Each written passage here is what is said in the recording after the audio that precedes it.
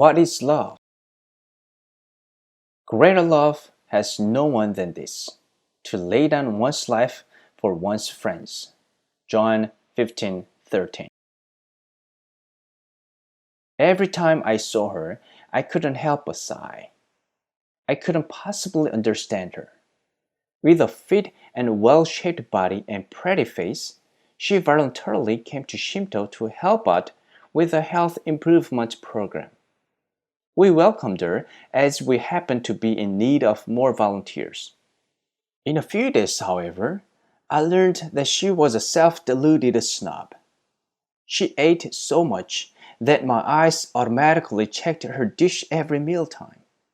After eating, she always went out for a walk to exercise. She wasn't aware of the fact that she was a volunteer helper. Her attitude caused me to feel uncomfortable. I couldn't think well of her, and it distressed me. My lips found it hard to keep closed as I felt urged to throw her some advice. However, the Lord always spoke to me. Your heart doesn't feel at peace, does it? It means you shouldn't talk. It was not her with a problem. The problem was the absence of love in me. So every time I felt stressed out because of her, the Lord told me to keep silent regardless of the reasons. I understood the Lord's advice. Every time I ran into her, I tried hard to keep myself at peace.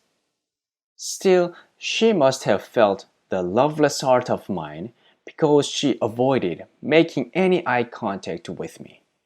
She probably felt coldness rather than warmth. Men are very sensitive in catching whether they are loved or hated. In fact, even chickens and dogs can sense it too. I learned it while raising pets. They kept away from someone whom they felt disliked them. So how could men not know? Every time I noticed her weakness or flaws, I decided not to think about those and called upon Jesus, for I knew that true love is not to think about their faults. Once, twice, as I practiced not thinking of her faults, my ill feelings against her died away. Then I could feel that her look toward me was now much softer. One day, I noticed her doing dishes and cleaning the whole kitchen.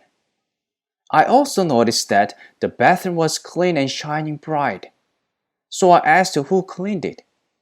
Someone told me it was the self-deluded lady. How could this be possible?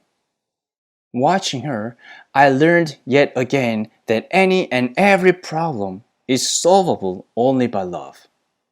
What if I had meddled in and brought up reason to advise and convince her that her behavior was not acceptable? I thanked Jesus for keeping me from making the mistake of hurting her badly.